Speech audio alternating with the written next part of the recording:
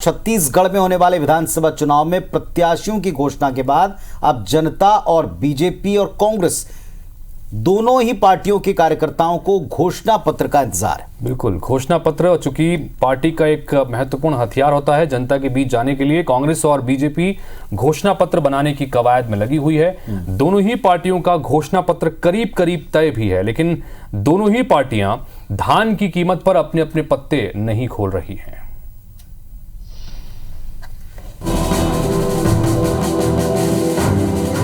छत्तीसगढ़ विधानसभा चुनाव को लेकर जनता की निगाहें भाजपा और कांग्रेस के घोषणा पत्र पर टिकी हुई हैं। पहले चरण का चुनाव 7 नवंबर को है, लेकिन अभी तक किसी भी पार्टी ने घोषणा पत्र जारी नहीं किया है। सूत्रों के मुताबिक बीजेपी का फोकस धान की कीमत के साथ मुफ्त शिक्षा, कर्मचारियों के नियमितीकरण, आयुष्मान योजना को ओडिशा की तर्ज पर लागू करने और महिलाओं की सुरक्षा को लेकर है। बीजेपी घोषणा पत्र समिति के सदस्य चंद्रशेखर साहू का कहना है कि हमारे पास मुख्यमंत्री भूपेश बघेल के धान, किसान और गोबर का तोड़ है। वो हमारे घोषणा पत्र के बारे में कह रहे हैं कि घोषणा पत्र कहाँ आता पता नहीं है, तो कांग्रेस के घोषणा पत्र का भी तो आता पता नहीं है। कांग्रेस भी तो उलझी हुई है।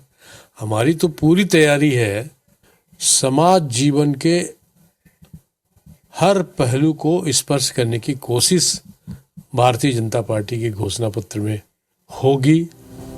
वहीं कांग्रेस का फोकस धान की कीमत के बाद किसानों की कर्ज माफी और गोबर खरीदी का दाम बढ़ाने पर है। साथ ही जाति जनगणना, आवास योजना, महंगाई कम करने पर भी फोकस रहेगा। इसके लिए पेट्रोल डीजल पर वैट कम करने का वादा हो सकता है। घोषणा पत्र को लेकर सीएम भूपेश बघेल ने बीजेपी पर तंज भी कसा। भारतीय जनता पार्टी में भी एक बात भी छत्तीसगढ़ की जनता को उन्होंने नहीं कही। 3 घोषणाएं हमने की। पहली बात जाति की जनगणना करेंगे, नंबर 1 जो राहुल जी ने घोषणा की। दूसरा, विधानसभा में मैंने कहा था 20 क्विंटल धान खरीदेंगे, उसकी व्यवस्था हो गई। 17.5 लाख परिवार को आवास देंगे, ये तीसरी बड़ी घोषणा हो गई। भारतीय जनता पार्टी अभी तक वो शुरुआत तक नहीं की है।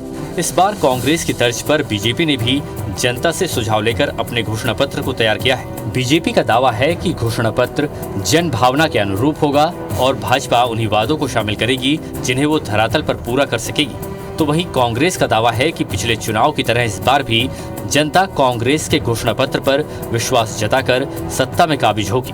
फिलहाल चुनावी सरगर्मियों के बीच घोषणा पत्र को लेकर वेट एंड वॉच के हालात हैं। राजेश मिश्रा, IBC 24, रायपुर।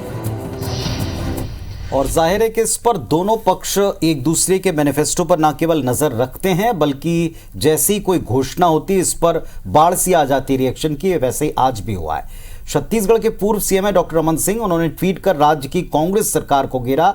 आवास को लेकर लिखा, जरा सोचिए, कांग्रेस 17 लाख आवास की घोषणा कर रही है, वो आंकड़ा कहां से आया? 16 लाख आवास पर सरकार ने रोक लगाई थी। उन्हें दिखाकर फिर आपका वोट हथियाना चाहते हैं। प्रदेशवासी चिंता न करें, 40 दिन और बचे हुए हैं। बीजेपी की सरकार बनते ही गरीब को पक्की छत देने का निर्णय लेंगे, ये एक्स पर लिखा है डॉक्टर रमन सिंह ने।